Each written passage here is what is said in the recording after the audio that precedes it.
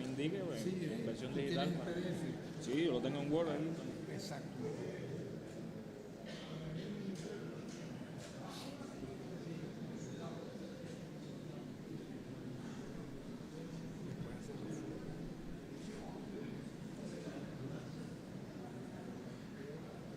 Un buen público.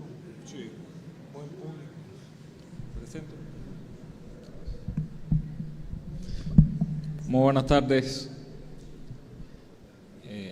La 33 Feria Internacional del Libro de La Habana, en su penúltima jornada, se congratula en presentarles estos dos títulos de Tarek William Saab, fiscal general de la República Bolivariana de Venezuela, Hoguera de una adolescencia intemporal y Discursos al pie del hemiciclo. Y contamos, por supuesto, con la presencia de su autor, para quien pido un fuerte aplauso.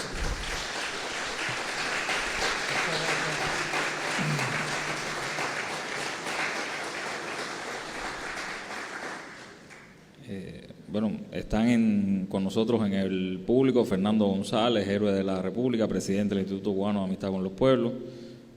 Tenía que mencionarlo primero. Un aplauso para Fernando.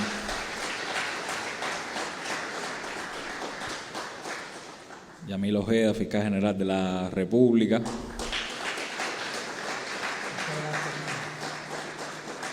Fernando León Jacomino, viceministro de Cultura.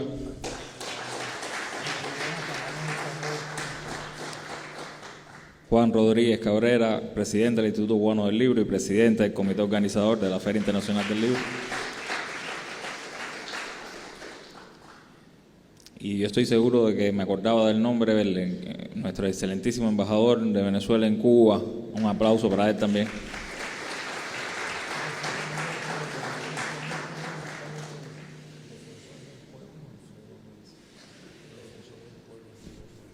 Me dice el fiscal que también está con nosotros el defensor del pueblo, Norfredo Ruiz. Un aplauso para él también. Defensoría del Pueblo, que también Tarek William Saab fue titular de ella. Yo les traigo acá una presentación, es breve, la traje escrita para no divagar, no se asusten, es algo que... Y luego, por supuesto, tendremos el privilegio de escuchar las palabras del propio autor. Tarek William Saab nació bajo el sol abrasador del Tigre en el estado Anzoátegui, del que fuera gobernador años después, un 10 de septiembre de 1962.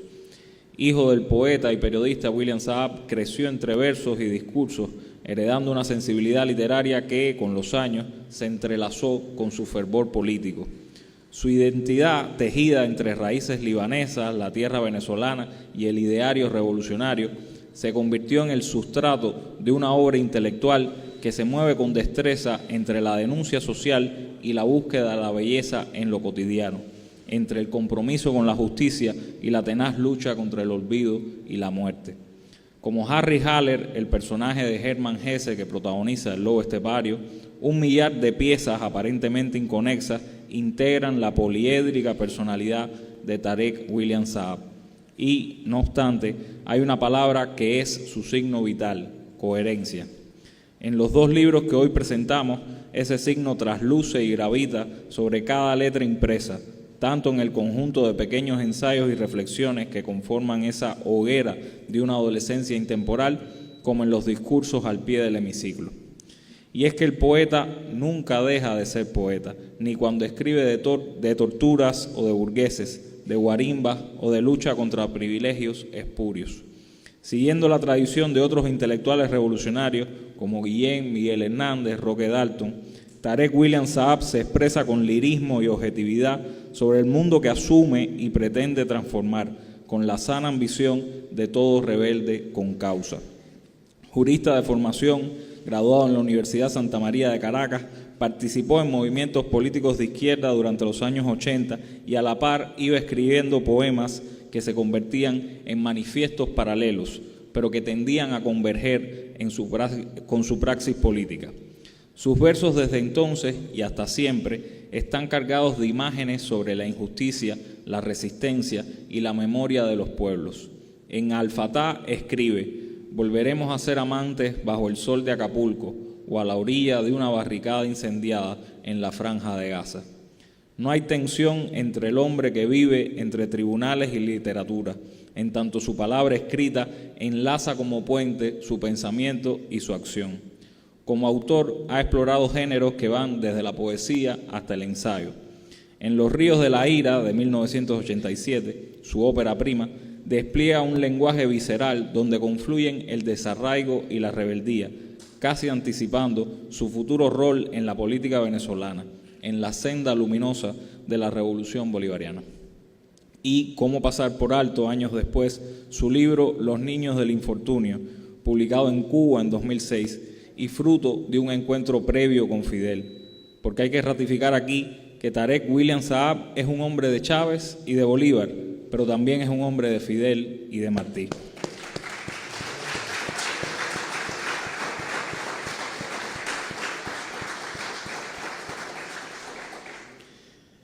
Tarek William Saab es un compatriota de la patria grande, de esa que se encuentra entre el río Bravo y la Patagonia, y que hoy se sigue enfrentando al gigante de las 7 leguas, enardecido por la retórica trumpista. El autor de Los niños del infortunio viajó al Pakistán devastado por el terremoto de octubre de 2005, en misión fidelista de amor por esos hombres, mujeres, niños y ancianos. Según su propia voz, los textos proyectaban ser testimoniales, escritos a través de una prosa literaria cargada de imágenes sensoriales, usando los recursos de la poesía para darle mayor fuerza a la escritura. En 9 días se escribió el libro, en un arrebato de insomnio y pasión por los desposeídos. Cuando lo terminó dijo: la poesía, fiel a sus orígenes carbonarios, demuestra una vez más ser invencible. Las metáforas del poeta Saab danzan entre la oscuridad y la luz, bosquejando un espacio de lucha y redención, un eco que resuena vibrante y delata con transparencia su visión sobre conflictos sociales y luchas populares. Todo eso sin renunciar a un lirismo íntimo. Cada verso suyo es el eslabón de un diálogo consigo mismo ante el sincero espejo de la historia. Saab, defensor del pueblo y luego fiscal general, ha insistido en que su literatura es un territorio libre de dogmas. Escribo para no perder la humanidad entre tanta batalla, ha dicho alguna vez en entrevistas. Sus libros, alejados del panfleto, son ventanas abiertas a un imaginario donde conviven el amor por su patria y la esperanza en un horizonte colectivo, identificado en el proyecto de socialismo del siglo XXI que sigue defendiendo la Venezuela de Nicolás Maduro, pese al bloqueo y las infinitas agresiones de nuestro enemigo común, el imperialismo estadounidense. Como en el Harry Haller de Hesse, hay una falsa dualidad en Tarek William Saab. El jurista que cita a Neruda y el político que escribe sonetos a medianoche no constituyen un par antagónico, sino una esencia compleja que cristaliza de forma dialéctica en un hombre que busca la justicia desde el derecho y desde la poesía, trascendiendo las fronteras de su país natal y de la América Latina para insertarse en el debate global sobre nuestro destino como especie. En Hoguera de una adolescencia intemporal, el primer libro, esa compleja esencia se proyecta hacia el otro, a manera de identificación. En la obra poética de Víctor Valera Mora hace notar que no hay extrañamiento con su vida y sentencia. En tiempos aciagos como el que padecemos, eso tiene un costo tremendo y definitivo. De Gustavo Pereira elogia su verbo, pero también su capacidad para distinguirse de falsarios, los en apariencia vestidos de blancura y sin embargo con sus actos desnudos ante el pueblo por la mugre y el hedor.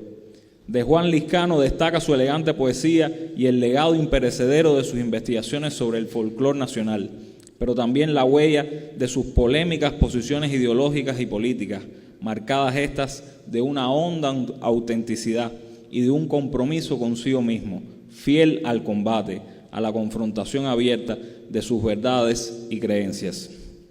Polemiza con Esteban Bush y su acusación malsana de apología de la guerra y emplaza a los que no asumen su postura política desde el presente, sino que se refugian en la nostalgia o el pasado místico.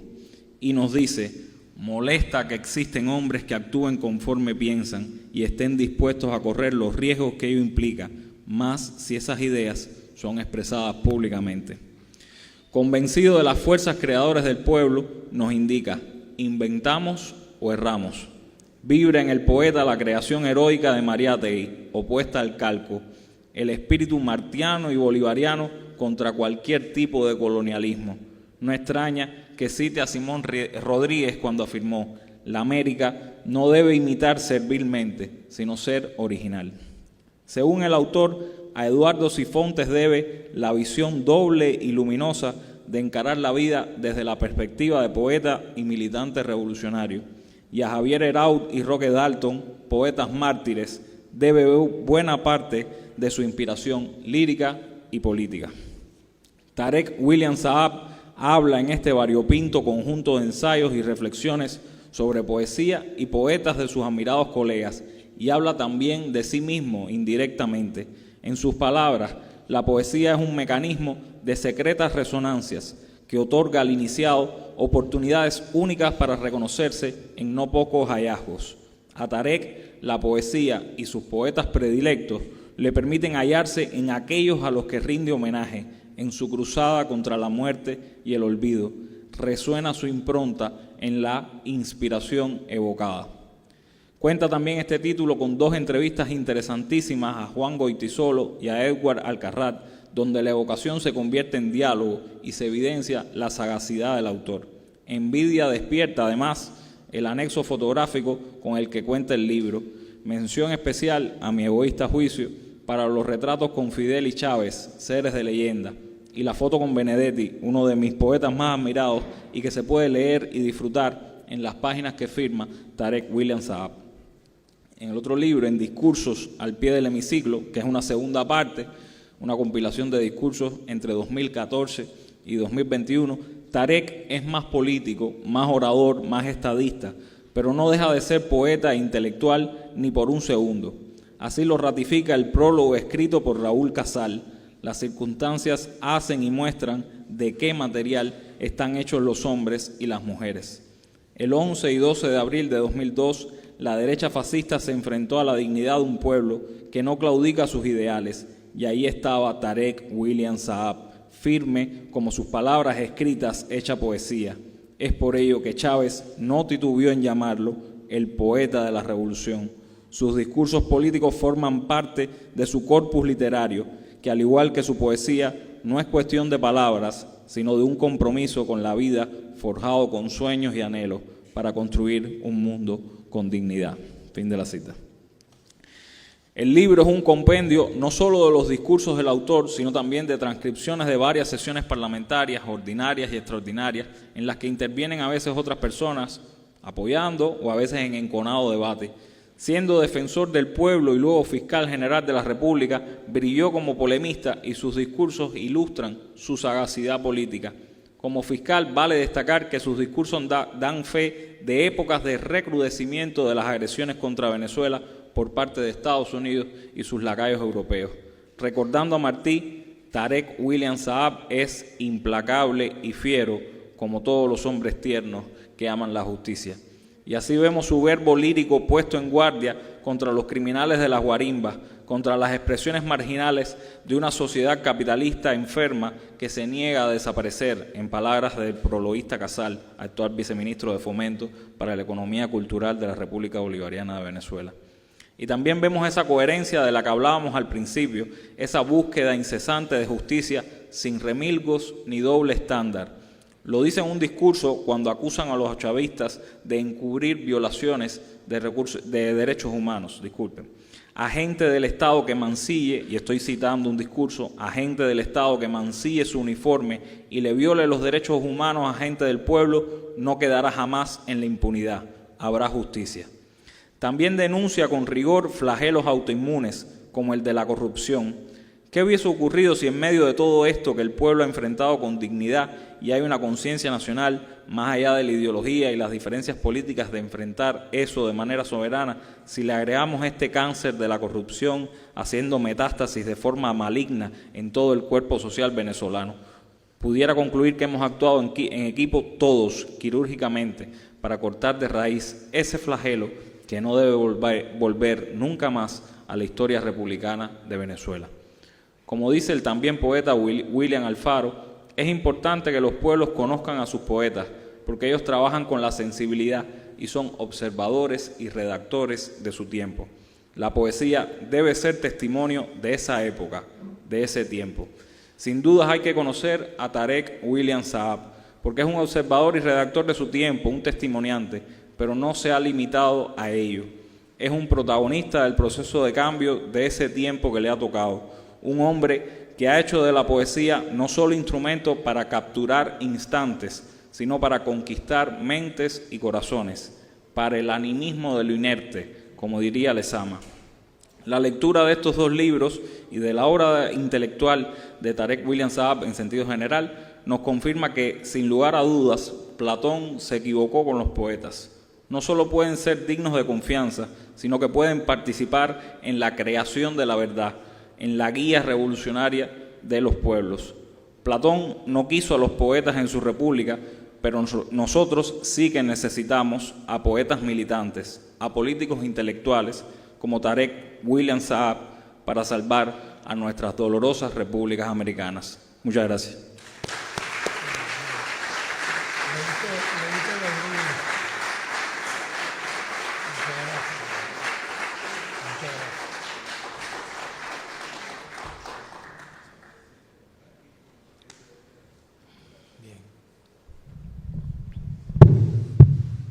Buenas tardes. Tengan todos ustedes, en primer lugar, agradecer a las autoridades culturales cubanas por esta invitación a participar en una de las ferias internacionales del libro más, yo diría, históricas, más emblemáticas de nuestro continente, que se ha convertido en un clásico para todos nosotros desde muy jóvenes, poder venir aquí a compartir con autores, compartir con nuestro pueblo, encontrarnos con personas de todas las razas, de todas las nacionalidades, siempre, tanto como escritores que participan, como países invitados, etcétera. Y obviamente también darle las gracias a mis colegas de la Fiscalía General de Cuba por ser tan excelentes anfitriones siempre en estos encuentros que, independientemente que sean, Michelle, tanto jurídicos como tú decías, como literarios, al final somos los mismos. Y quiero agradecer pues por toda esta amabilidad de estar este fin de semana con ustedes. Y me ha sorprendido gratamente tu ensayo. Esto se convierte en un ensayo, ¿no? La manera como lo has reseñado no es una simple nota para salir del paso, sino efectivamente leíste los libros. Hay gente que hace esto, Michelle, agarra la contraportada. No, pero no, yo no podía hacerle eso. Agarra el prólogo y después, bueno, hace 3, 4 notas, pero efectivamente has escrito un ensayo interesante que agradezco porque el público te ha oído con atención y yo creo que siempre hay un autor nuestro, yo hablo en tiempo presente, falleció obviamente físicamente, pero está en nuestros corazones, que se llama Cotepa Delgado. Él decía, escribe que algo queda. ¿No? Uno tiene siempre que pensar, cuando uno escribe, cuando uno participa en eventos como este, que al menos un alma sensible tocará nuestras palabras, que lo invitará a leer, a escribir, si son personas independientemente adultas o adolescentes. Y de alguna manera estos dos libros, si me permite, hablan de todo lo que tú has narrado y lo que implica la vida de un intelectual, de un escritor orgánico de origen. Yo quisiera comenzar un poco por comentarles de esta obra que tiene una segunda edición que ha hecho Badel Hermanos, Badel Editores. Esta es una editorial que fundó Manuel Badel, constituyente junto conmigo en el año 99, y que heredó su hija Valentina. Es una de las editoriales más antiguas de nuestro país.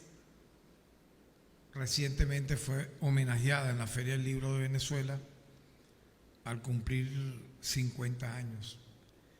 Y vean ustedes un poco, para que me entiendan, yo hice aquí un pórtico en esta obra que llamé Desde la Ventana. Un poco de cómo surgió este libro recientemente editado. Ya tiene una segunda edición, la primera salió por Monte Ávila Editores, varios de ustedes lo tienen en sus manos. Esta es una segunda edición que sale para esta feria y que hemos ido presentando en todo el país.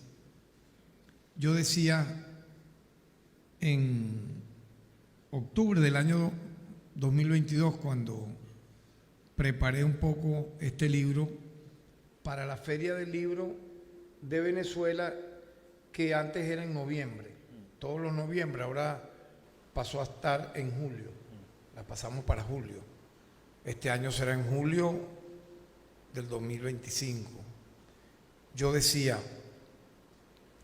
este extraño libro, resucitado de un largo olvido gracias a un premeditado azar, es el resultado de un misterioso fervor, el amor a la literatura, a la poesía y al oculto paisaje que se esconde tras las hojas de mi juventud perdida, hoy fugazmente recuperada por este sorpresivo viaje a la memoria, en donde reaparecen como por arte de vidas pasadas mis primeros encuentros con el mundo exterior, mis amores iniciales y truncos, los amigos que no volvieron jamás, el sentimiento de siempre hacia los entrañables poetas y sus obras,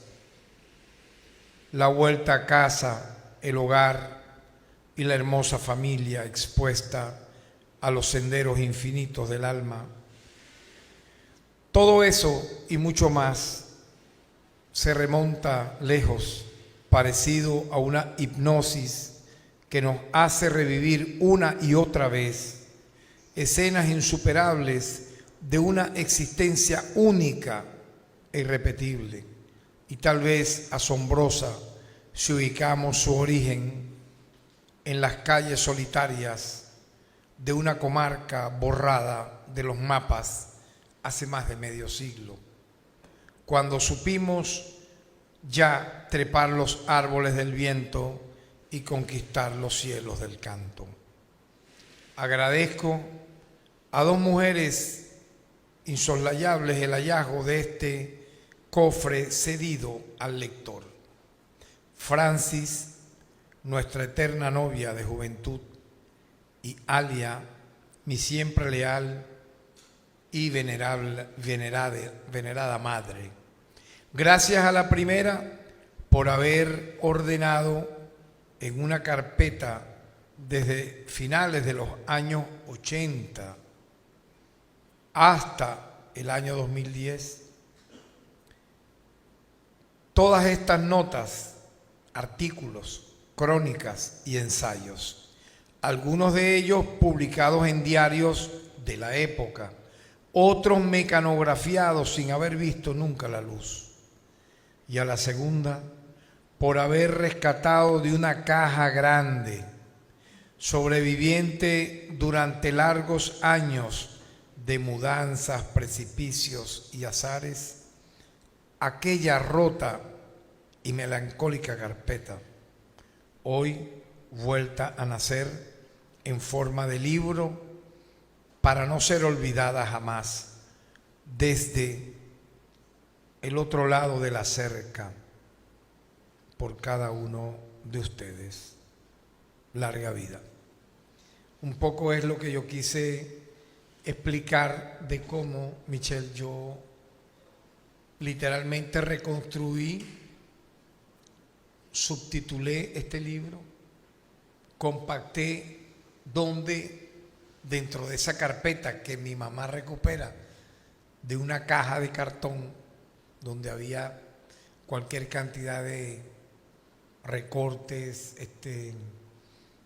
libros, muchísimas carpetas de trabajo, pero estaba esta, originalmente, que reconstruye el libro que tienen ustedes en sus manos, muchos de ustedes ahora.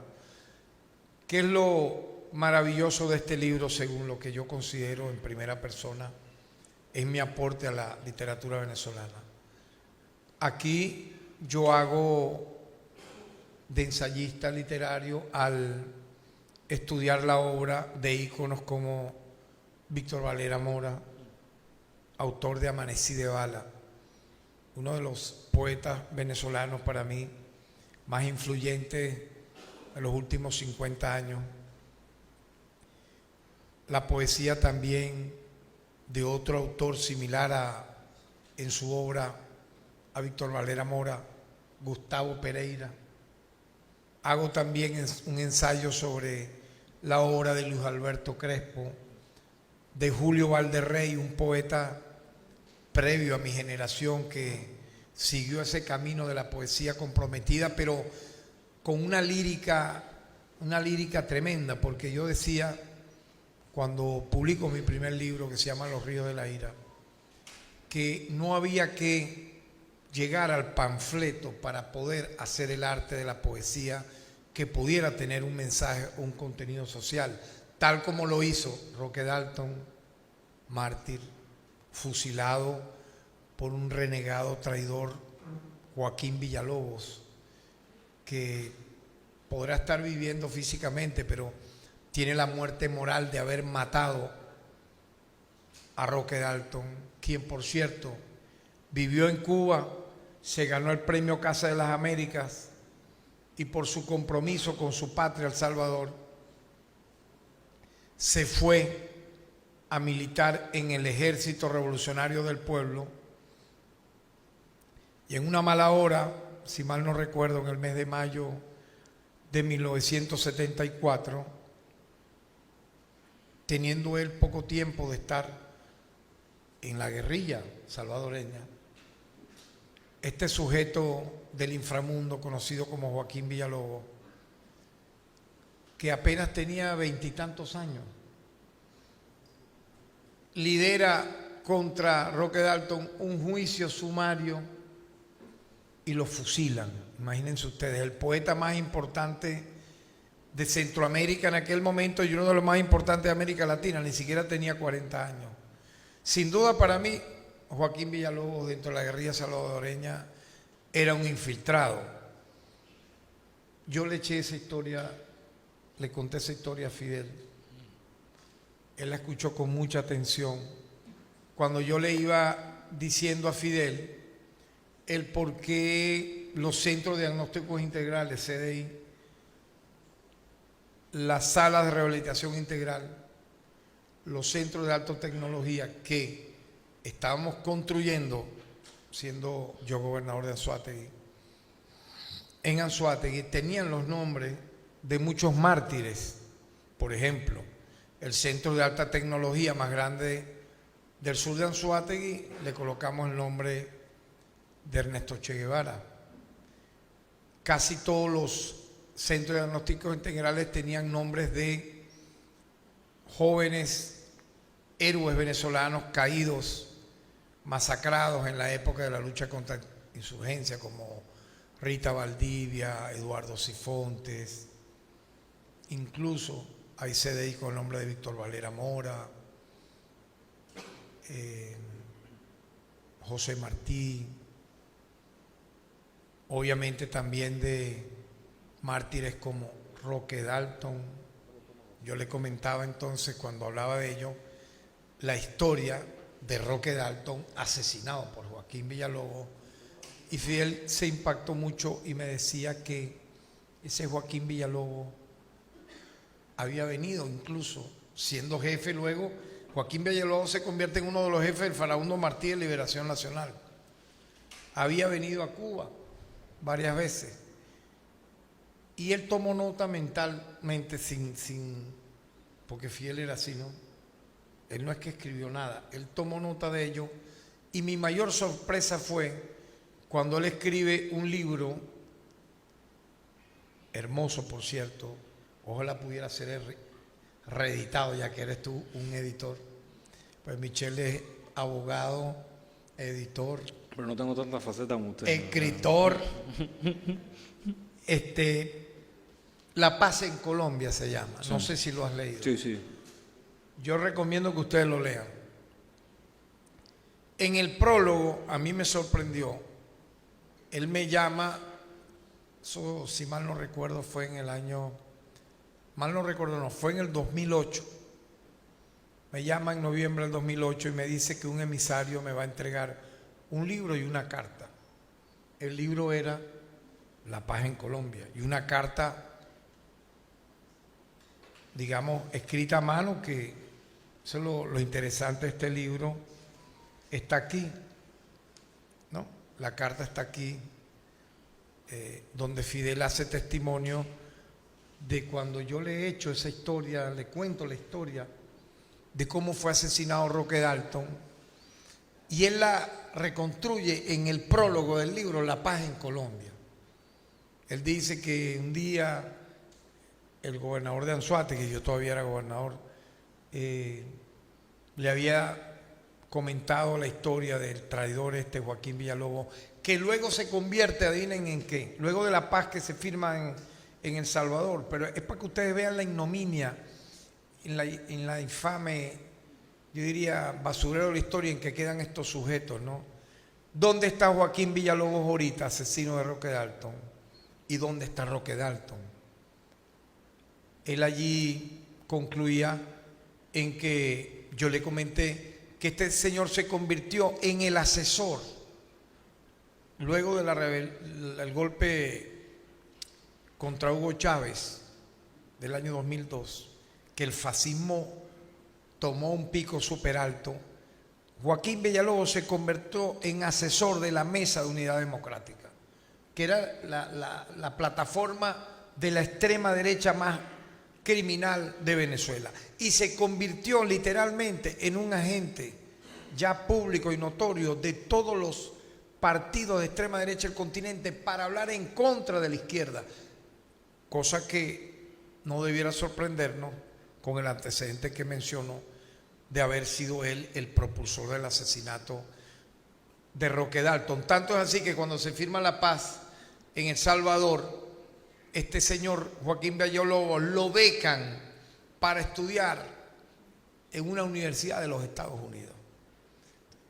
Nunca olvidemos entonces, siempre, hoy hablaba con Abel Prieto y se lo comentaba, la manera en que el imperio, en este caso estadounidense, utiliza a la Agencia Central de Inteligencia, que alguna gente piensa son unos espías, unos policías que van vestidos de tal o cual manera, y no es así. La CIA en el estado profundo pudiera tener cualquier cantidad de segmentos y matices que van desde personas captadas para hacer ese trabajo de dividir a la revolución en el mundo y a la izquierda, particularmente captando su parte más esperanzadora, que son sus intelectuales, entre otros obviamente, y te utiliza para ello actores de cine, cantantes, influencers, ahora llamados así, científicos, periodistas, plataformas mediáticas. No es solamente personas que armadas o no armadas hacen un trabajo de espionaje, no, es que te utilizan incluso modelos, actrices de cine, para infiltrar movimientos de redención, dividirlos y literalmente buscar su destrucción. Y a mí no me cabe la menor duda que está vigente entonces, y este libro habla de todo esto que estoy mencionando. Por eso es que hago estas reflexiones, porque aparte de estos ensayos literarios sobre estos autores, yo aquí escribo ensayos sobre lo que es la literatura, lo que es el compromiso. Hablo de autores como Juan Liscano, que independientemente que pudo haber tenido una postura conservadora durante los años 40, 50, 60, 70, en los últimos años de su vida apoyó el proceso constituyente de Hugo Chávez. Él murió en el año 2000.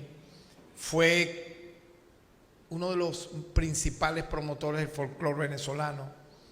Y en lo personal, siendo yo un muchacho, obviamente de la izquierda revolucionaria, y él siendo un intelectual de una talla realmente internacional, creyó en mi poesía y llegó a escribir 2 ensayos sobre mi poesía. El primero sin ni siquiera haberme visto. Yo escribo un libro que se llama Los ríos de la ira. Este año vamos a celebrar los 40 años de, yo diría, de mi vida literaria en tanto Los ríos de la ira. Yo lo escribo entre el año 1984 y 1985. Gana varios premios en el año 86, incluyendo uno, por cierto, que promovía el papá del viceministro Raúl Casal, una revista que se llama Coeyú Latinoamericano, una revista célebre, emblemática de la izquierda. Y a partir de ahí fue que comienzan a publicarme mis primeros libros, porque en la Venezuela de aquella época publicar un libro era un milagro. Un milagro. Usted tenía que ser casi que compadre de alguna autoridad política o cultural del país. O en el caso que nos ocupa, aquí está Amílcar Figueroa, lo veo por ahí. Amílcar Figueroa, un aplauso para mi hermano, de verdad. Él es un editor, todavía eres un editor, ¿cierto, Amílcar? Tus editoriales han cambiado de nombre. La primera, ¿cómo se llamaba? La segunda, Ángel Caído Ángel. ¿Y ahora cuál tiene? La misma. Bueno, ¿viste? Son cuántos, 40 años de editor. Entonces fíjate, Amílcar podrá ser testigo, entre otros venezolanos que están acá. Era una hazaña en la Cuarta República poder publicar. Entonces tú tenías que mandar tus libros a un concurso. En los concursos era con seudónimo.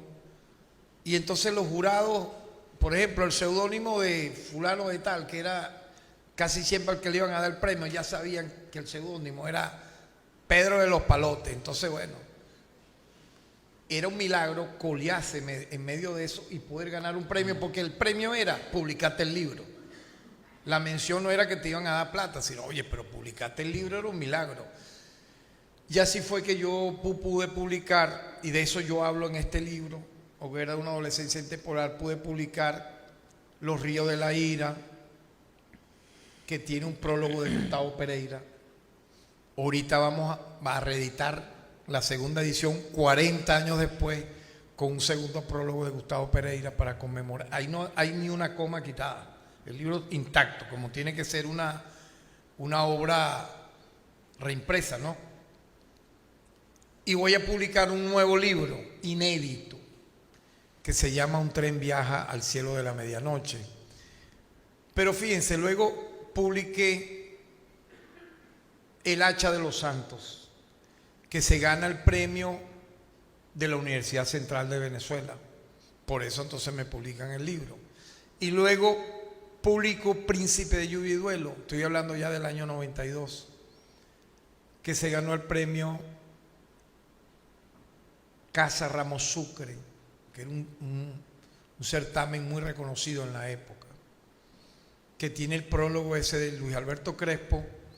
El hacha de los santos tiene prólogo de Douglas Bravo y de Jesús Sanoja Hernández. Cuento todo esto un poco dentro del ensayo que ha hecho Michelle, que se lo agradezco, porque tú has dicho muchas verdades. Es decir, se ha querido separar, y es un trabajo de la CIA, de la guerra cultural contra nosotros, separar el trabajo del intelectual, del poeta, del escritor o del artista, con la lucha comprometida, que tenga un carácter realmente transformador, revolucionario, emancipador. Y yo siento que no lo van a lograr, pero han hecho un trabajo demoledor, y ahora con el tema de las redes, con el tema de la transculturización, con el tema de la guerra cognitiva. Dentro de la guerra híbrida está la guerra cognitiva, que es literalmente lavarte el cerebro ya no estando mayor de edad, sino estando niño. Incluso es insólito, yo lo he denunciado como fiscal general de la República N veces y lo seguiré haciendo. ¿Cómo es posible que a un niño en edad escolar se le quiera imponer el sexismo y la ensoñación sexista, incluso hacia un adulto? Eso para mí es legalizar la pedofilia. Entonces viene ahora que el matrimonio infantil, eso es legalizar la pedofilia, que es una obsesión de las grandes élites conservadoras del mundo, o las drogas recreativas. Entonces no quiere que lo recreativo sea hacer deporte, pintar, póngase usted, o leer o escribir, sino la droga recreativa, o sea, la marihuana recreativa, cuando está comprobado que a partir de los últimos 25 años, por ejemplo, la marihuana, eso es mentira, que es una hoja normal y corriente, vegetariana, no, tiene un poder destructivo 4 veces mayor que lo que era en los años 40, 50, 60. ¿Por qué? Porque la semilla es inyectada y se convierte en transgénica. Entonces, obviamente va a crecer una mata, pero ¿cómo? Ya envenenada y intoxicada. Entonces, el poder destructivo en la mente es 4 veces superior, y el poder adictivo. Entonces quieren convertir que es recreativa. Entonces, la cocaína rosada la llaman ahora tuxi. Para las chicas fresas les dicen, no, las niñas bonitas son unas fresitas. Entonces, fíjate tú, ¿no? Le ofrecen esto y termina siendo, es la cocaína, pero rosada, pero es la cocaína. Y así sucesivamente, ¿no? Las pastillas, entre otras tantas cosas. Entonces, uno se enfrenta y uno denuncia eso porque uno tiene un compromiso intelectual con la vida, y uno tiene que enseñarle valores a los niños, a los jóvenes, a los adultos, en función de lo que significa no solo una vida sana, en una mente sana. Decía Siddhartha Gautama, el Buda, su verdadero nombre es Siddhartha Gautama, un profeta hindú que existió 500 años antes de Cristo y 700 años antes que Mahoma. Él decía, cuida tanto tu interior como tu exterior. Esa frase luego pudiera mutarse a mente sana en cuerpo sano. Entonces es una guerra donde el enemigo que tenemos enfrente, utilizando la guerra, repito, híbrida, te utiliza desde el lawfare, las guerras judiciales, los golpes de Estado, las guerras civiles, las sanciones económicas para producir migrantes, el lavado cerebral a través de las redes sociales para banalizar y convertir de pronto lo malo en bueno y lo bueno en malo. Y entonces es una lucha tremenda que hay que tener con quienes están naciendo ahora, que pueden ser nuestros nietos, con nuestros hijos si son mayores de 18 años o menores, sobrinos, etcétera, porque usted abre de pronto las grandes series de Netflix y ¿qué se consigue? Porque esa es la cadena que más promueve películas. Entonces ya los prototipos de héroes no son los libertadores de los países, sea cual fuera, Europa, Estados Unidos, América Latina, etcétera, sino son el patrón del mal, Pablo Escobar, el Chapo Guzmán. ¿Por qué? Porque es que hay series que son las que más se ven, las muñecas de la mafia, el patrón del mal, el no sé qué más, donde estas personas son vistas de una forma casi que normal, donde hacen dinero, donde tienen mujeres, las mujeres son prostitutas, pero no importa, las colocan muy hermosas. ¿Y quién ve eso? ¿Quién tiene acceso a eso? Niños. No hay un límite. Pero hay algo peor. Ahora la industria de Hollywood, las comiquitas aquellas de Batman, de Robin, de Peppa, de lo que tú quieras, ponen a niños casándose. Un niño con un varón con un varón, una hembra con una hembra. Ustedes me van a perdonar, mire, el que diga que eso es progre es un contrarrevolucionario, porque eso no fue enseñado en los círculos de estudios de cualquiera de nosotros aquí presentes cuando estudiamos todas las revoluciones previas a las del siglo XX o XXI. Ninguna tenía esos esquemas. Me va a decir usted que el libertador Simón Bolívar, cuando estudió donde estudió, le enseñaron esto que estamos viendo ahorita. Y ellos llegaron a ser lo que fueron o José Martí, uno de los discípulos más, yo diría, brillantes que tuvo Bolívar. Siempre es ícono recordar esa mirada de Martí cuando va a Caracas y ve la estatua de Simón Bolívar. Y así sucesivamente. Entonces, uno tiene que entender, claro, el respeto, claro que sí, la no discriminación, eso es absoluto, porque es un principio progresivo de los derechos humanos. No discriminar por raza, color, sexo, religión, identidad, eso es una cosa diferente. Aquí a un niño de 4, de 3, de 5, de 6, de 9, de 11, de 10, etcétera, usted le diga, bueno, si hoy usted se está sintiendo niña y usted es niño, la ley le permite ser inyectado. Ustedes no sabían eso, hay legislaciones, aquí estoy hablando ya como fiscal, como defensor de los derechos humanos, hay legislaciones en Europa, en América, que legalizan y obligan a los padres, porque el niño lo diga, pero perdón, pero ¿qué conciencia puede tener un niño en edad escolar o preescolar? Un preadolescente para decir eso. Entonces, no, hay que inyectarlo. ¿Qué ocurre? ¿Qué ha ocurrido? ¿Cuál es la consecuencia? Pues yo he hecho esa investigación. ¿Cuál es la consecuencia cuando eso pasa? Deserción escolar, trastornos mentales irreversibles y algo más grave, intentos de suicidio. Entonces me van a venir a mí a decir que eso tiene que ser parte de una agenda de una nueva civilización. No. Y estos dos libros hablan en varios de sus apartes de esto que estoy aquí mencionando. ¿Por qué? Porque nosotros defendemos una nueva civilización de valores vinculados ¿a qué?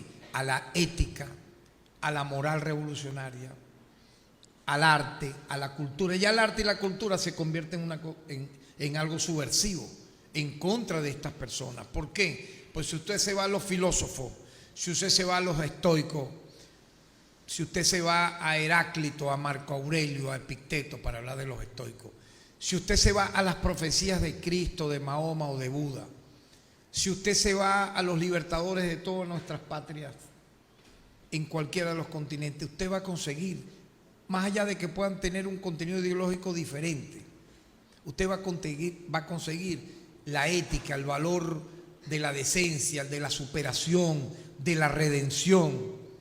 Y esto no es lo que quieren los imperios actuales. Los imperios actuales buscan la disolución de la civilización, el aplastamiento de las nuevas generaciones, para ellos obviamente colonizarnos de manera infinita hasta el más allá. Y eso ha habido, y yo lo converso acá en estos libros. Por ejemplo, ¿cuál fue uno de los movimientos más luminosos que vivió la humanidad en el siglo pasado? El movimiento contracultural que nace en los años 60. Aquí vemos varios que nacimos en los años 60. Yo nací en el año 62. Cumpliré 63 años en septiembre. En edad escolar yo pude ver en mi Tigre natal el surgimiento de una generación, y no importa que tenía edad escolar, pero los niños en esa época éramos despiertos, créanme lo que les digo, a leer. A nosotros, yo recuerdo en la escuela, nos obligaban en tercero, en cuarto grado a hacer cuentos o poemas para pasar la materia de castellano. No es que la materia de castellano todo era poemas ni cuentos, no, pero en parte de los exámenes usted tenía que escribir un cuento o un poema. Yo lo recuerdo como si fuera ayer, en tercero y en cuarto grado. Había unas librerías en la calle por donde yo vivía, en la calle Bolívar, la librería Tixi, de unos exiliados españoles, republicanos. Y allí estaba toda la literatura de Seix Barral, no sé si recuerdan ese editorial, Seix Barral. Folletos de la congregación jesuita, donde yo vi, por cierto, por primera vez el rostro del Che Guevara, de Manuel Corda. Estaba en la portada. La revista se llamaba Protesta. Aquí les estoy diciendo tal cual todo como ocurrió, nunca se me olvidan esas cosas. Yo tendría 10 años. Ahora, ¿por qué me llamó la atención ese folleto que estaba en esa vidriera? Pero es que eso influye por la imagen esa del Che Guevara y la estrella aquí, ¿no? Yo compré, costaba un bolívar, que era la moneda nuestra. Obviamente no pude haber entendido mucho lo que ahí estaba, ¿cierto? A esa edad, pero vi fotos, el Che Guevara con Yamal Abdel Nasser, el presidente de Egipto que mis padres idolatraban. Fotos del Che Guevara obviamente con Fidel Castro, fotos del Che Guevara con líderes de la época, porque parte de lo grande que fue el Che luego del triunfo de la Revolución Cubana, que él se convirtió como un canciller, ¿verdad? Un embajador que visitó países de África, de América, bueno, hasta habló en la ONU. Y entonces por ahí yo digo, wow, leyendo, eso yo lo hablo en una de las crónicas de este libro, Hoguera de una adolescencia intemporal, me interesé en la lectura.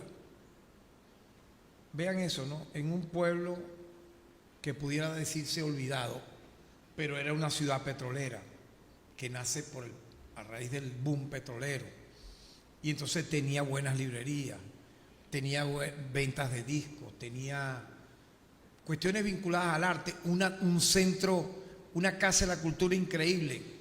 Alguien me mencionó hoy a Benito Iradi, no sé quién fue, pero estuvimos conversando, un viceministro, fue viceministro de Cultura de mi país y todavía trabaja en la cultura, dirige una fundación. Y Benito Iradi, por ejemplo, era uno de los propulsores de la Casa de la Cultura del Tigre, en la ciudad donde yo nací.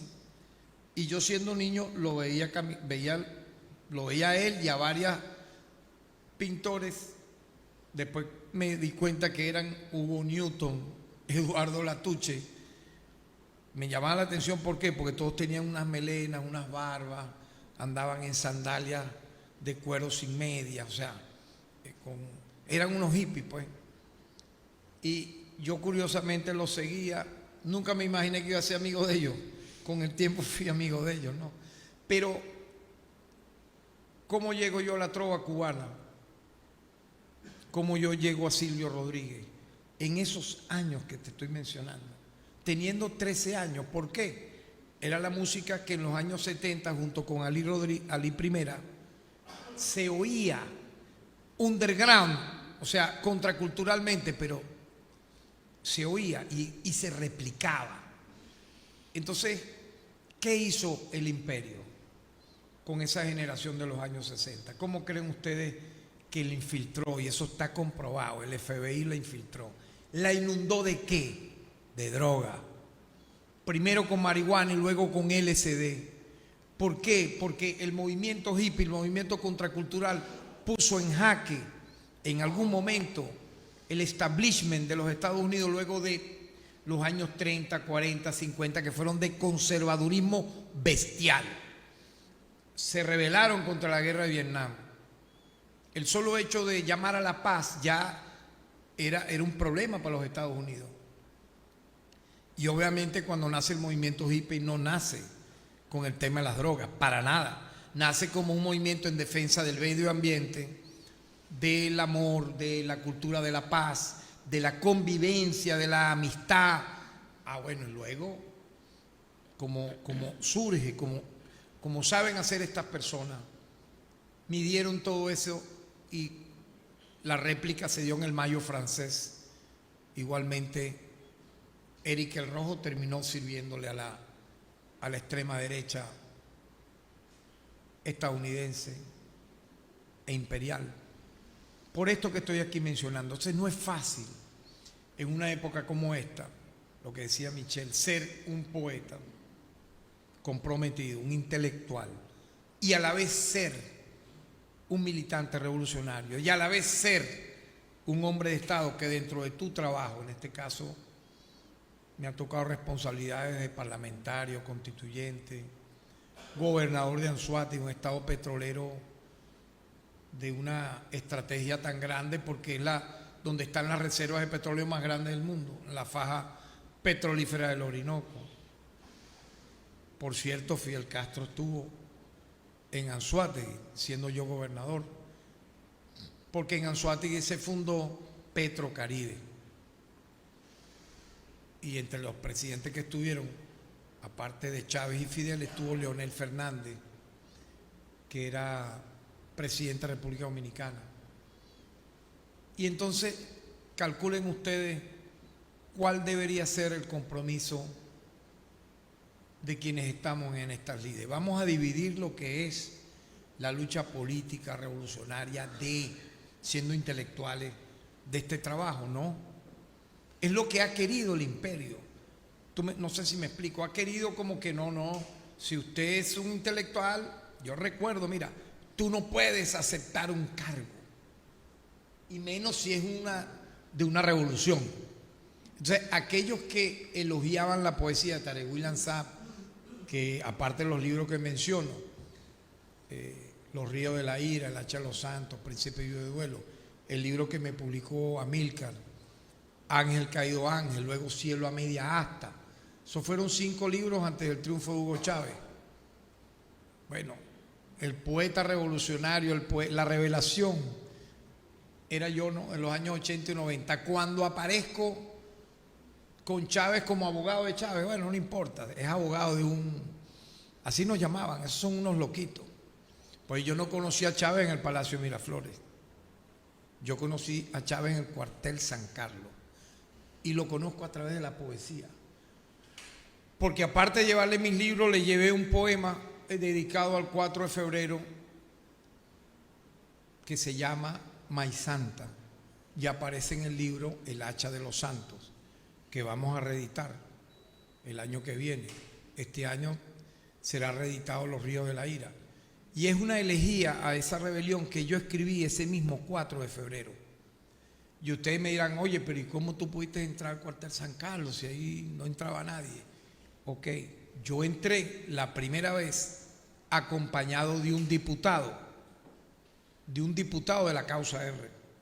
Lo convencí para que dijera que yo era su asistente, y entonces era una excepción que a ese diputado, que yo lo veo en la cola, pues yo siempre iba para la cola al cuartel San Carlos a ver si podía entrar, y nunca me dejaban entrar porque, bueno, ¿cómo tú vas a entrar tú? Que no, que yo soy abogado de derechos humanos. No, usted no puede entrar. Esa vez entro con este diputado y conozco a Chávez y le entrego. Él lo ha contado muchas veces, lo contaba muchas veces en varios de sus discursos cuando me mencionaba. Pues yo le entrego ese poema y le entrego el libro Los ríos de la ira. Luego en Yare, él lo traslada del San Carlos a Yare. ¿Por qué ustedes creen? Porque las colas que se armaban en el cuartel San Carlos para intentar ver a Chávez, bueno, ahí está Chávez, era como de aquí hasta más allá, velas que prendían con su retrato, porque el cuartel San Carlos quedaba en una zona céntrica, digamos así, quedaba en el centro de Caracas, y los barrios bajaban. Bueno, mucha gente dice, no, que a Chávez, cómo tratan a los presos ahorita, que son conspiradores, que han participado en actos terroristas, de intentos de magnicidio. Le dicen que los tenemos y que en tales o cuales lugares, pero ya va. Ellos están en lugares donde se les respetan sus derechos, donde no se les tortura. Así digan la propaganda que fuera, porque el tema de derechos humanos es usado para el lawfare, la guerra judicial. Te distorsionan todo lo que significa el tema para que los grandes violadores de los derechos humanos aparezcan como los protectores, los que invadieron Irak, bombardearon y masacraron a toda Palestina en Gaza, lo que han hecho con Cuba, lo que han hecho con Venezuela, lo que hicieron en Vietnam. Ahí no, nadie tiene expedientes o recuerda expedientes que la ONU abriese por crímenes de guerra contra ninguno de estos autores. Pero entonces fíjense, a Chávez lo mandan a una cárcel de presos comunes, una cárcel de presos comunes siendo él un comandante del ejército, a él y a sus compañeros.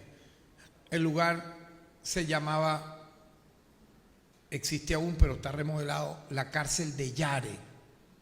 Entonces era un edificio de 3 pisos más una planta baja. La planta baja era de unas oficinas administrativas que luego convirtieron en calabozos. Y los 3 pisos arriba, ¿qué crees tú que habían? Asesinos, criminales. Y uno visitaba esa cárcel. Ya yo ahí era apoderado de uno de los... Para poder entrar tenía que ser apoderado, tendría que ser abogado de uno de los que estaban detenidos. Yo lo era del sargento Flores. Y era aberrante, mira, escuchar esos alaridos de gente que mataban, que torturaban. Los olores increíbles, ¿no? Pero comento todo esto porque finalmente, vean ustedes, ¿no? Todo este periplo nace ¿por qué? Nace a través de la poesía, nace a través de los libros. Yo no voy a mentir aquí, yo no iba, por ejemplo, al cuartel San Carlos o a Yare a asesorar a Hugo Chávez en proclamas. ¿Para qué voy a mentir? Las 3, 4, 5 primeras veces era a llevarle libros, a compartir lectura. Luego ya hubo otro compromiso, claro que sí.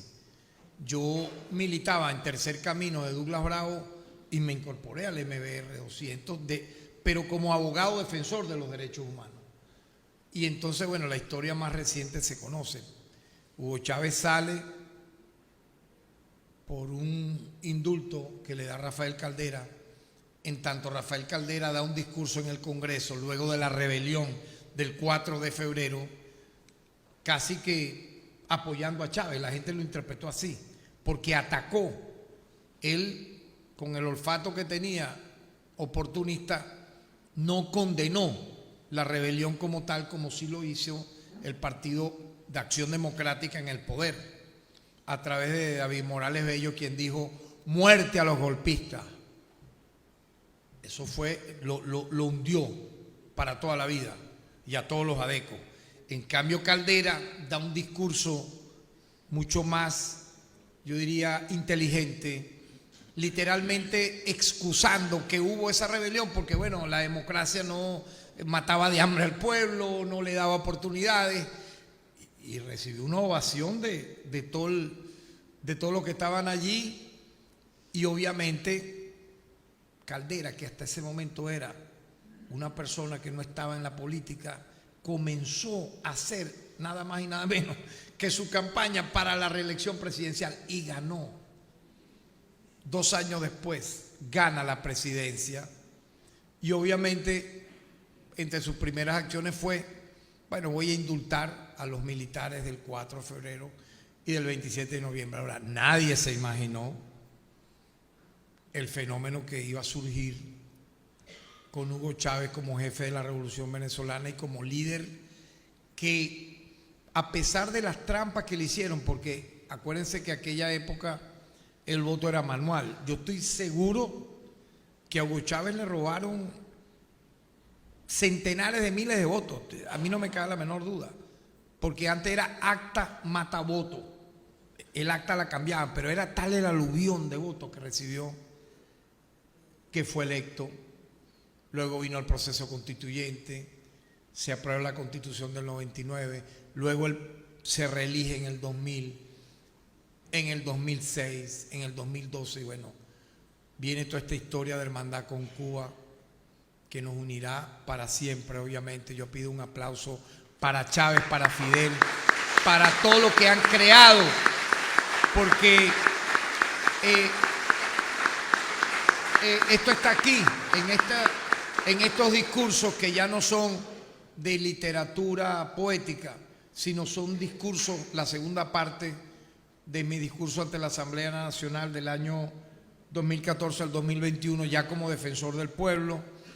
Previamente hay un primer tomo que se editó el año pasado, que son mis discursos como congresista del año 98 al año 2004, como congresista, como constituyente y como asambleísta.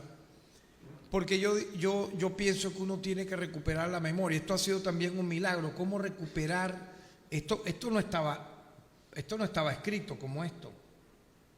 Estos son discursos dados todos de manera improvisada, a menos que sean una resolución que yo como presidente de la Comisión de Política Exterior, suponte tú, tenía que leer, considerando tal cosa, que eran muy pocos. Los demás eran discursos en medio de un combate, de una refriega, de todo el historial que implicó ese periplo parlamentario que viví del 98 al 2004, y ya luego en mi calidad de defensor del pueblo y mi primera etapa como fiscal general de la República, para hablar de estos temas. Estos temas que estoy aquí mencionando están reflejados en estos discursos al pie del hemiciclo. ¿Qué implica ello, queridos compatriotas? Yo no concibo un intelectual, yo no concibo, créanme que, o sea, respeto opiniones, pero un intelectual orgánico, real, un artista, siempre tiene que ser un rebelde, siempre tiene que tener un ojo crítico, un oído que mire no solo el blanco y negro, que mire más allá del momento temporal y puede incluso, ¿por qué no? ¿Por qué no? Visualizar el mañana para prevenir, para alertar, pero también para reconstruir, para recrear, para hacer una nueva civilización, una nueva sociedad, generar lo que dije al principio, el amor a la familia, al ser humano. Cuando tú amas a la familia, al ser humano, olvídate que tú te vas a convertir en un asesino, en un delincuente, porque tú sabes que si tú amas a la humanidad, tú no vas a agarrar una pistola y porque te dio la gana en una pelea meterle un tiro a alguien en la cabeza. Tú tienes una conciencia que te va llevando de pequeño, ¿verdad?, con esos valores, a ser un hombre de bien, una mujer de bien. Y eso tiene que enseñarse en las escuelas, tiene que promoverse la literatura, las escuelas y los círculos de estudio, de arte, porque yo estoy convencido que eso aleja al niño y al adolescente y al joven. Lo aleja, al igual que el deporte. Lo aleja del vicio, lo aleja del crimen, de la destrucción, de los malos pasos. Y créanme que es una lucha sumamente difícil, porque el enemigo ahora visualizó a través de las redes que ya no es ver un televisor, es tener un teléfono. Entonces yo he visto niños que tienen un teléfono y lo manejan de una forma insólita para una edad de 6, 7, 8 años, que te saben una laptop abrirla, eso es algo increíble. Y entonces ahora, que es lo que iba a decir, la industria de Hollywood y sus adláteres en las comiquitas ya colocan estos antivalores. De repente usted ve, supóngase, Cartman es un personaje de South Park.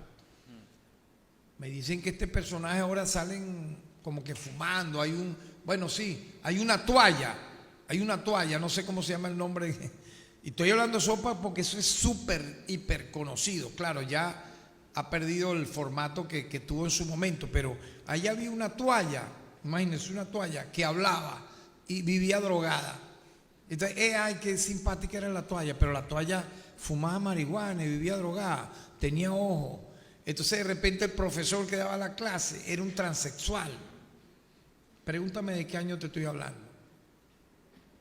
Del año principio del 2000, finales de los años 90.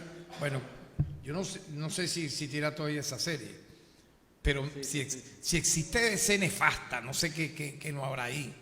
Pero ahí se metían, por ejemplo, con los musulmanes. Una vez sale un personaje en la era de apogeo de Chávez, señor Venezuela. Imagínate, señor Venezuela. ¿Y quién era? Colocaron a un tipo que limpiaba posetas, urinario. Entonces, señor Venezuela. Era para estigmatizar, ¿no? Al igual que a los musulmanes los ponían como asesinos. Luego me entero que los autores de esa serie eran sionistas, pues judíos sionistas. Y así pues hay cualquier cantidad de ejemplos. Es decir que nosotros no tendremos las herramientas tan potentes que tendrán ellos a nivel de la facilidad de las masas, pero tenemos la feria de los libros. Tenemos la feria de los libros. Tenemos las librerías. Tenemos también la tecnología para usarla al revés, que la usan ellos. Usarla para la educación, para la liberación, para la transformación. Porque si nuestra generación lo aprendió de esa manera y había limitaciones extremas en aquellos tiempos, ahorita hay obviamente cosas en contra y cosas a favor, pero las cosas a favor, por ejemplo la tecnología, tenemos que aprender a usarla para nosotros, colocarnos en la era digital de una manera, yo diría, ¿por qué no? A la par que ellos. No solo en las redes, en los canales que existan, YouTube, Google, hay otras ahora alternativas diferentes a X, a buscar la vía, pero también las paredes hablan, decían, ¿no? Los panfletos, las cosas que se van diciendo, oral, en las plazas, porque el plan de ellos es sencillo. No hace falta, dicen ellos, ya las guerras de bombas atómicas, las guerras convencionales. La guerra híbrida, la que yo siempre denuncio, es la peor guerra no convencional, porque no es un ejército contra otro. El ejército muchas veces es invisible, porque es desde la guerra cognitiva, las sanciones económicas, el uso de mercenarios, de golpe de Estado, del lawfare, de los medios, de las redes y el infinito que tú te puedas imaginar. ¿Para qué? Para paralizar los movimientos de liberación, para destruir los movimientos revolucionarios, para acabar con la esperanza de la humanidad, para imponer antivalores, que ya no son que un niño se convierta en transexual teniendo 9 años, 10 años, 11 años, sino transespecie. Si el niño dice que quiere ser un gato, déjelo ser gato. Entonces, en Estados Unidos han expulsado y procesado a 2 maestras porque no dejaron entrar en sus respectivas clases a un niño que llegó vestido de gato maullando. Entonces, mire, usted no puede entrar aquí. Quien terminó expulsada fue la directora, la maestra, porque si es su derecho, él tiene, o sea, entonces ¿cómo es eso? Un gato. Entonces, en Europa, vean, esto es increíble, ¿no? Esto se dice y no se cree, parece un chiste. Pero entonces ya hay asambleas de transespecies y reúnen a mil sujetos desquiciados que empezó la asamblea. ¿Tú sabes cómo es la asamblea? ¿Tú crees que es como esto? No. El que es gato empieza a maullar, entonces, miau, miau. El que es perro, guau, guau, guau. Y dura 1 hora, pana. Yo vi el video, yo digo, coño, esto yo no lo puedo creer. Una asamblea de tipos caminando como gatos, maullando, ladrando, y así sucesivamente. Y ya después terminó la asamblea. No hubo conclusión, no hubo nada, ¿qué va a haber? Pero ellos son transespecies. Pero disuelve la asamblea para que vean. No, ese es su derecho. Alquilaron el local Y yo dije, no, esto ya está llegando a un nivel que, dime tú, ¿cómo se va a masificar eso? Hermano, eso va a quedar en una minoría de dementes, pero uno tiene que enfrentarlo porque ¿por qué te quieren imponer entonces ahora los transespecies? ¿Ves? Pues la broma va en escala, ¿me explico? No, mira, si el niño tiene 5 años y quiso ir para la escuela vestido de mujer y pintarse los labios, déjelo. No, porque él no tiene conciencia de su identidad, porque es un niño, Dios mío. Ah, no, pero entonces hay países donde está legal, hermano, créeme esta cuestión. Yo sé que aquí hay mucha gente que habrá ido a lugares donde ha visto esto. Un niño varón, entonces tiene 6, 7 años vestido de niña y viceversa. Y después empiezan a inyectarlo. Y hermano, o si no bueno, esto es para la polémica, para el debate, pero por lo menos yo soy sincero. Como un niño de 7, 8, 9 años, 6 años, ¿verdad? Hay un baño que dice él, otro baño que dice ella, pero hay otro que dice ella. Y en el de ella entra el varón y la hembra, hermano. ¿Tú sabías? Entra el varón y la hembra. No, porque es que yo no soy ni él ni ella. ¿Qué edad tiene usted, señorito? No, yo tengo 8, y que usted 9. ¿Qué puede pasar un varón con genital masculino, una hembra, metió los dos en un baño? Ah, pero si tú estás en contra de poner leyes, mi hermano, te pueden entonces suspender. Voy a hablar claro, en España pasa eso, en Estados Unidos pasa eso. Por lo menos sé de testimonios de personas cuyos sus hijos han sido víctimas de eso. Por ejemplo, un amigo mío allá en Anzoátegui, su hijo, su mamá se lo llevó para España, 11 años de edad, se equivocó, se metió en el baño de ella y vio una niña y entonces él se asusta obviamente y luego lo llevaron y lo expulsaron porque que iba a violar a la niña, pero es que él entró porque, o sea, no sabía. Primer suceso que le ocurre. Segundo suceso, el papá lo va a visitar, tenía 1 año que no lo iba a ver, estoy hablando de alguien de 11 años. Y cuando lo va a abrazar, lo huele es el olor a monte, a marihuana. ¿Pero qué es esto? Le dice. ¿Tú qué estás fumando marihuana? Entonces el niño le dice, no papá, es que en el recreo, en el patio, mis amiguitos fuman, yo no, y me tiran el humo en la cara. O sea, le permiten, póngase usted, no sé cuántas, no sé cómo se llama eso, miligramos, o sea, para que se lo fume ahí en el recreo. Entonces, yo vuelvo y repito y así termino que mientras uno pueda, yo en mi caso, escribir, alertar, hablar en estos foros sobre temas vinculantes a la vida a través de la literatura, lo seguiré haciendo para defender la vida, la paz, el amor, la libertad y los valores de la revolución. Muchas gracias.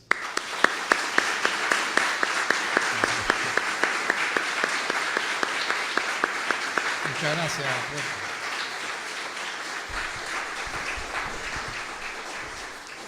Bueno, antes de terminar, reconocer al ministro de Justicia, Oscar Silvera, que se incorporó tarde pero seguro.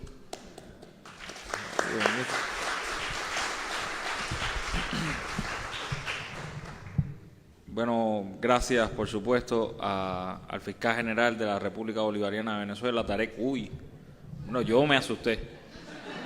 Esto ha ido súper bien, esto ha estado excelentemente organizado y coronar con un apagoncito.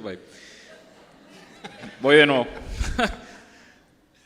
No, me dijeron que no podía hacer muchos chistes y he tratado de hacer esto en serio. No, he tratado de hacer serio. Hice varios yo sin querer. Sí, pero bueno, ya por eso va cogiendo esto otro tono. Pero me dijeron, esto fiscal general de la República, hay que tener un protocolo y lo he tratado de seguir. Pero bueno, entonces... Y yo lo he tenido, yo también. Sí, por supuesto. Hemos sido protocolares. Esto ha sido una clase modelo de intercambio diplomático. Muchas gracias, hermano. Yo agradecerle, por supuesto, a Tarek William Saab, fiscal general de la República Bolivariana de Venezuela, a todos ustedes, público asistente a esta presentación, y solo nos queda invitarlos a que sigan disfrutando de esta maravillosa Feria Internacional del Libro de La Habana. No es la feria que queremos, es la feria que podemos, pero sigue siendo una tremendísima fiesta de las letras y de las artes. Muchas gracias. Muchas gracias, hermano. Mira, voy a publicar.